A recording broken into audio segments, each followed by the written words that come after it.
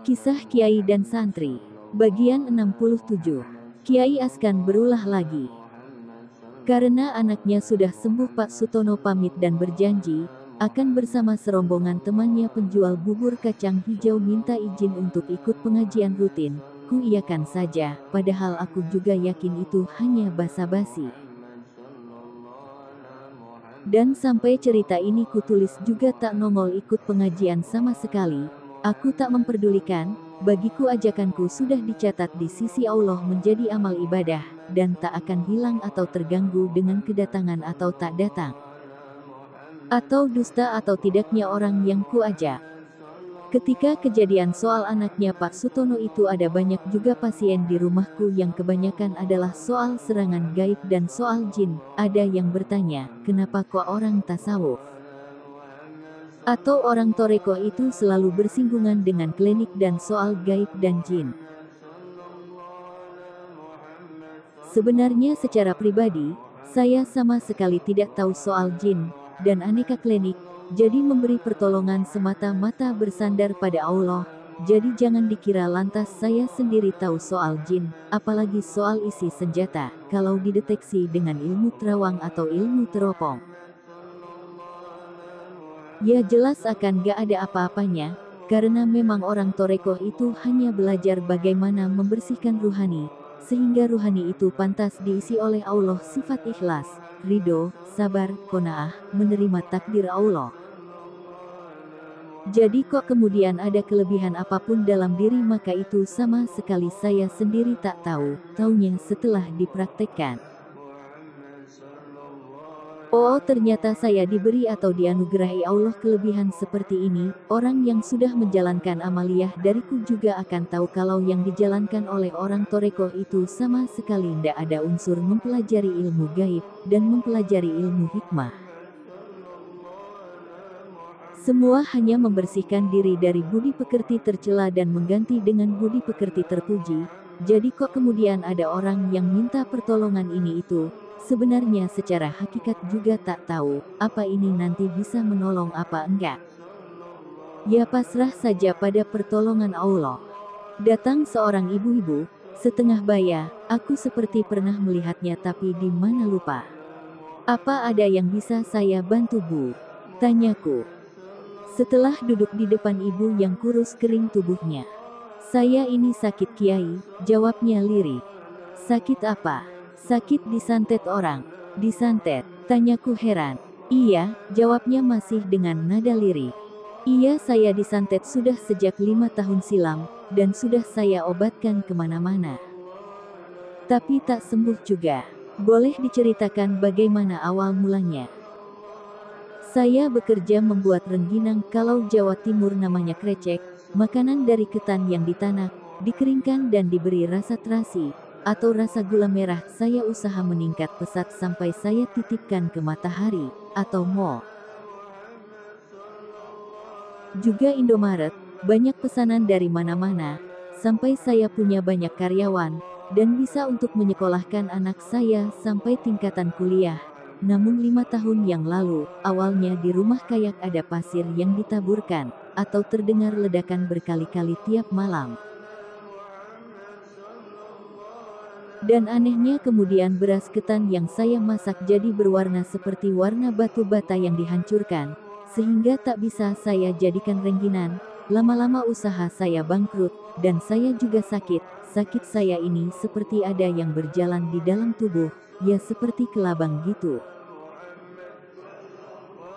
Sehingga rasanya sakit sekali, tapi anehnya ketika saya ke rumah sakit kok gak ada apa-apa, tak ada penyakit di tubuh saya, sementara sakit saya makin parah saja. Akhirnya saya bawa ke pengobatan orang pinter dan dari tubuh saya dikeluarkan ada paku, benang, rambut. Kisahnya memelas.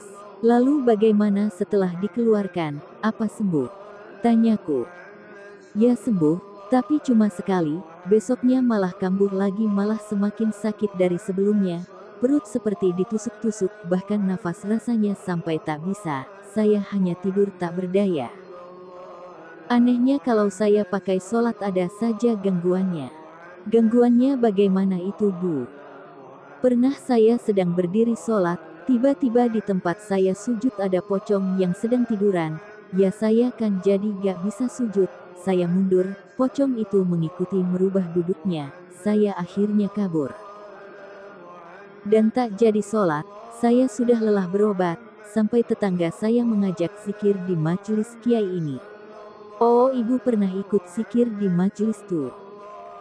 Pantesan kayaknya saya pernah lihat, cuma saya lupa di mana. Lalu bagaimana?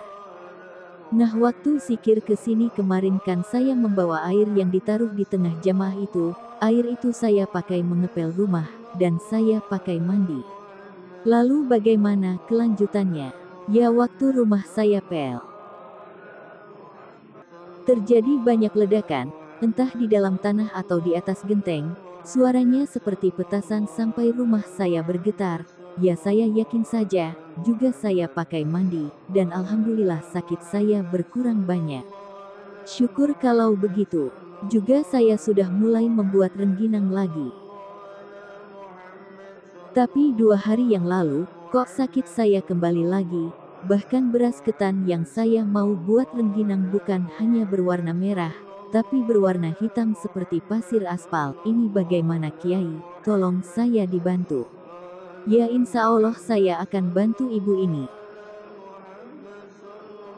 Semoga Allah menolong kita dari orang-orang fasik. Coba ibu minum air yang kuberi, biar yang dalam tubuh saya keluarkan dulu. Kalau di rumah, itu harus dipagar. Kalau ndak dipagar juga diobati. Misal sembuh dihantam lagi juga akan kena karena tak dipagar. Insya Allah nanti kuberi pagaran untuk rumahnya. Semoga nanti akan selamat, dan usahanya berkah, kataku menghibur. Setelah ibu itu meminum air yang kudoakan, dan kusuruh menempelkan jari di fotoku, sebentar kemudian pingsan, dan kutarik satu persatu apa yang dikirim orang. Setelah semua keluar dia sadar, dan kuberikan pagaran untuk rumahnya, dan setelah merasa tubuhnya enakan dia pamit pulang. Sebenarnya lelah juga walau kelihatannya dalam praktek tidak banyak melakukan gerakan atau kerjaan berat, mengeluarkan penyakit atau jin, sangat menguras tenaga dan energi. Tapi pengalaman sekian waktu sedikit banyak akhirnya tahu bagaimana agar ketika mengeluarkan jin atau kekuatan jahat dari tubuh seseorang tapi tak banyak menguras energi. Aku juga masih selalu belajar dan belajar, mengartikan anugerah Allah ini agar bermanfaat untuk menolong sesama, walau jika menolong orang yang kena jin kiriman, atau menolong orang yang kena santet, aku akan disantet atau diserang dukun yang mengirim jin. Jika menolong 10 orang maka akan dikeroyok dukun 10, yaitu resiko. Masak ada orang minta tolong lantas kutolak, Allah sudah menggerakkan mereka datang kepadaku, artinya juga Allah pasti memberikan kekuatan padaku yang kenyataannya tak punya kelebihan apa-apa. Seperti biasa. Setelah mimpin zikir rizki, aku duduk selonjoran di teras rumah, untuk menyelonjorkan kaki biar tidak kena varises karena dipakai duduk bersila, sekalian sambil buka pesan yang masuk di pesan FB. Tengah santainya, ada 2 mobil berhenti, dan seorang penumpang turun. Ternyata tetangga belakang rumah yang juga muridku, namanya Kang Ridwan. Bersama rombongan, dari mana Kang? Tanyaku setelah Kang Ridwan duduk di depanku, dia tertawa-tawa, kutunggu saja selesai tertawanya. Kenapa tertawa? Tanyaku. Karena dia makin senyum-senyum penuh rahasia. Ini abis menyidangmu. Kok menyidangku? Maksudnya apa? Tanyaku heran. Loh kamu gak ngerti tuh kalau telah dibuat ribut di masjid. Tanyanya makin membuatku bingung. Loh dibuat ribut soal apa? Aku kan gak urusan sama masjid. Apa salahku? Biasa dari Askan yang memusuhimu. Wah apalagi masalahnya? Coba ceritakan, aku makin penasaran. Begini ceritanya, kemarin Askan kan mengumpulkan para pengurus masjid, untuk diajak menyerangmu, ya maksudnya kamu kan menyalur air dari masjid, jadi para pengurus diajak untuk mengobrak-abrik paralon yang kamu pasang. Loh itu kan sudah 3 tahunan. Selama ini tak apa-apa kok. Ya pengurus masjid ada yang terpancing, Ada juga yang tidak terpancing, soalnya Askan bilang yang kamu lakukan mengambil air di masjid itu haram, tidak boleh mengambil apa yang di masjid termasuk air, itu kata dia. Kok aneh, kan saya izin pada pengurus tukang. Dan bagaimana orang yang berwudu di masjid itu? Bukannya mereka semua mengambil air di masjid, malah Masjidil Haram kan orang dari seluruh dunia datang mengambil air Zam-Zam. Kalau itu salahkan Masjidil Haram itu sudah melarang orang mengambil air Zam-Zam, bagaimana itu? Kami orang bodoh. Makanya kami bingung atas pernyataan dari Askan itu, ya lantas kami tadi menghadap ke Kiai Sofwan, meminta pertimbangannya. Tadi kami semua pengurus masjid menghadap Kiai Sofwan. Lalu apa kata Kiai Sofwan? Tanyaku. Ya malah Kiai Sofwan malah bilang tak apa-apa, apalagi air yang kamu pakaikan untuk keperluan jamaah, bukan untuk kepentingan diri sendiri. Air masjid itu milik Allah, jadi bebas dipakai siapa saja, asal bukan listriknya. Kan kamu tak memakai listrik masjid. Lalu bagaimana ini kelanjutannya? Ya kamu boleh mengambil air masjid, tak apa-apa. Ya Askan itu selalu berusaha mengerecoki aku, biarkan saja. Satu masalah selesai, mencari masalah baru untuk dijadikan masalah. Entah mau membuat saingan mendirikan majelis tandingan, ya aku malah seneng saja, kan makin banyak orang yang mendakwahkan Islam, Islam makin subur, tapi seharusnya gak pakai mengerecoki diriku, bikin saja jamaah sendiri kan beres. Oh ya kalau dia ngajar ngaji di masjid itu yang pakai speaker itu yang datang berapa orang? Ya yang datang paling 4 orang, orang juga malas datang kalau datangnya selalu malah dijelek-jelekkan di depan jamaah yang lain, jawab Kang Ridwan. Ya udahlah Kang, gak usah diperdulikan. Biarkan saja apa yang dilakukan. Iya, tapi ini soal air sampai diadakan sidang berkali-kali oleh pengurus masjid, ya voting gitu, apa saluran paralonmu dibongkar atau bagaimana, ya gak ada dicapai kesepakatan. Ya kalau nantinya bikin ribut, biarlah nanti ku bongkar. Ya gak usah. Semua pengurus masjid gak apa-apa, juga sudah dijelaskan sama Kiai Sofwan, kalau yang kamu lakukan boleh gak apa-apa. Ya nanti kalau misal jadi masalah, lebih baik ku bongkar saja. Sudah jangan dipikirkan, kami siap membela, jelas Kang Ridwan, sambil berdiri dari kursi duduk. Dan minta diri. Soal masalah orang diriku mengambil air di masjid makin ramai, walau sudah dimintakan Batsul Masail, dan keputusan menunggu Kiai Sofwan menyiarkan di hari Senin, sampai akhirnya hari Senin tiba, para jamaah pengajian banyak yang datang.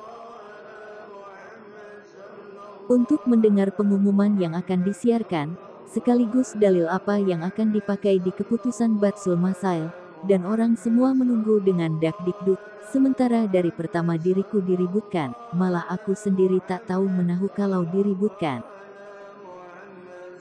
Ya karena di rumahku sendiri tiap hari banyak tamu, juga karena aku sudah disibukkan mengurusi pengajian di Pekalongan, Banten, kadang Jepara, malah mau ditambah Bogor.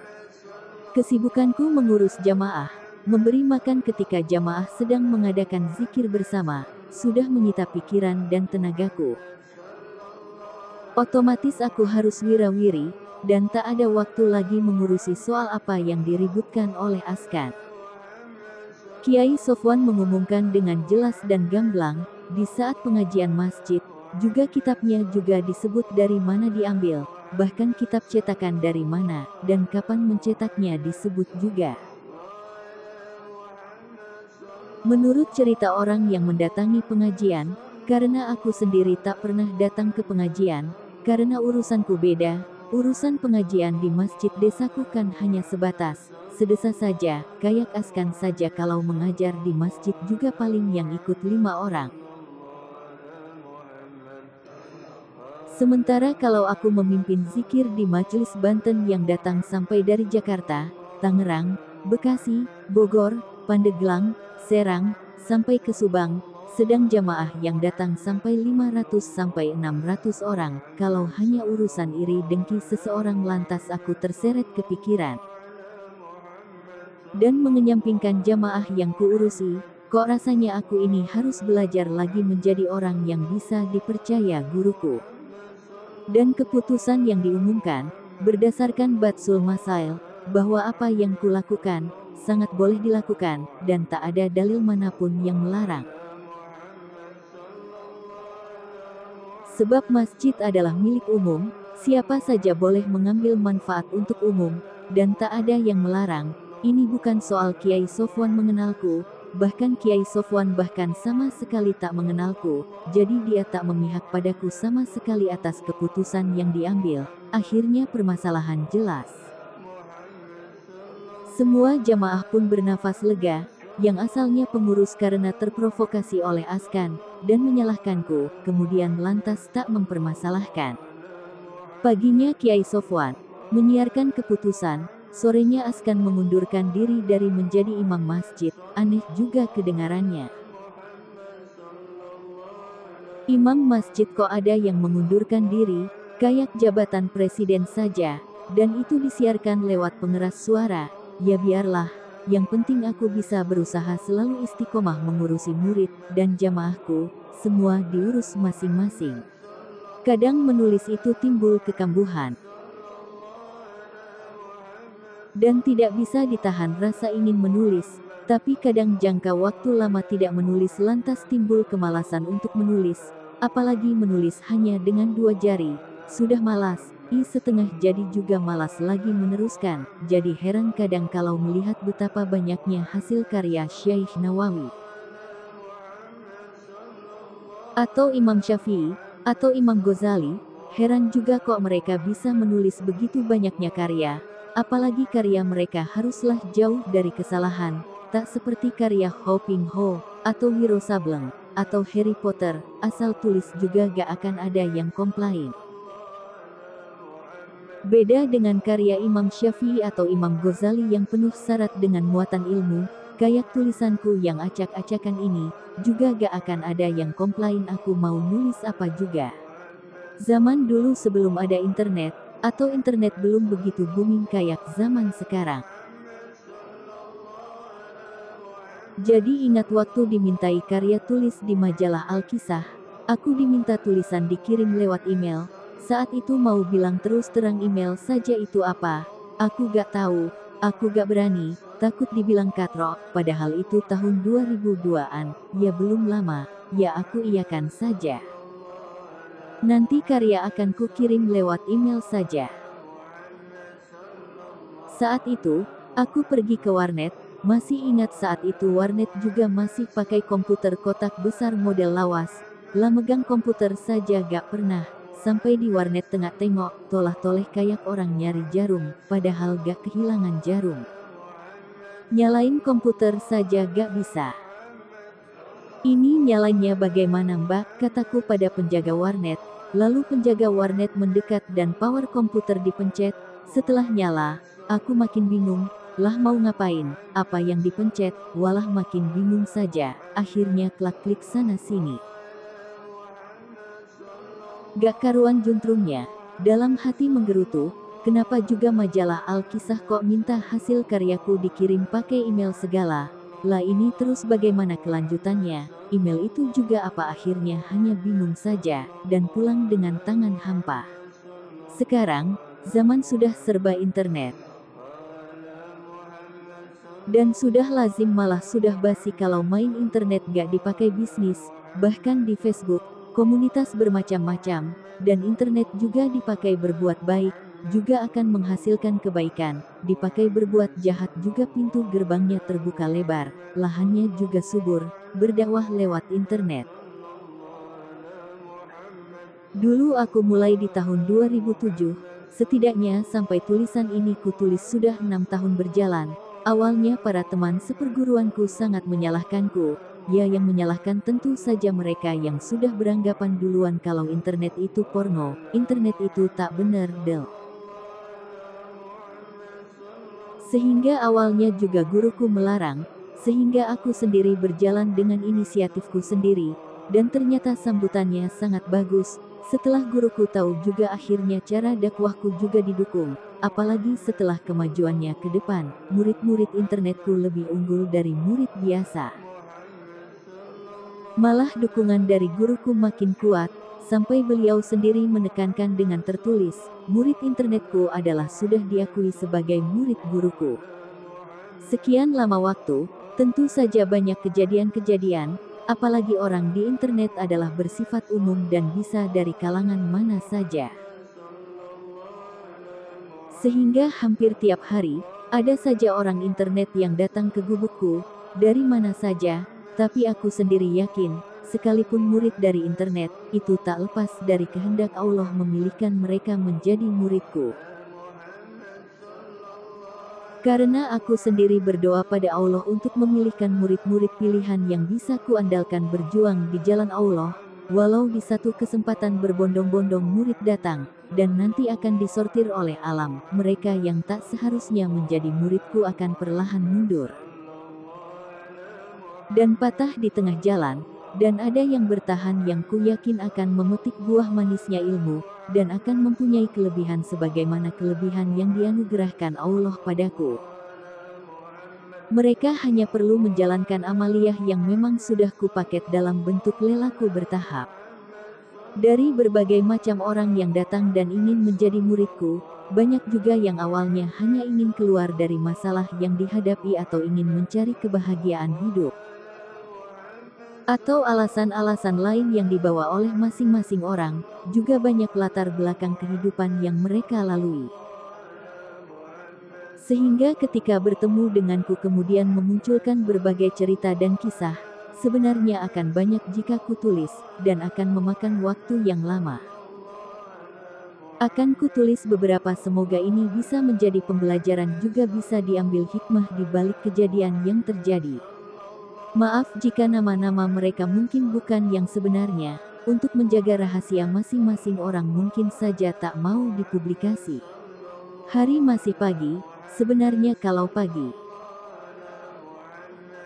waktuku tidur, kalau orang sekitar rumahku biasanya tak akan bertamu ke rumahku, karena tahu waktu pagi aku pasti tidur, karena semalam suntuk gak tidur, dan waktuku tidur adalah pagi, tapi pagi sudah ada tamu, istriku membisikiku, kalau ada tamu dari Semarang. Mau ditemui atau nanti setelah sholat zuhur, sebenarnya mata juga baru terpejam, jelas perih, mending kutemui dulu, mungkin setelah kutemui sebentar, baru aku bisa tidur dengan nyenyak. Dari mana?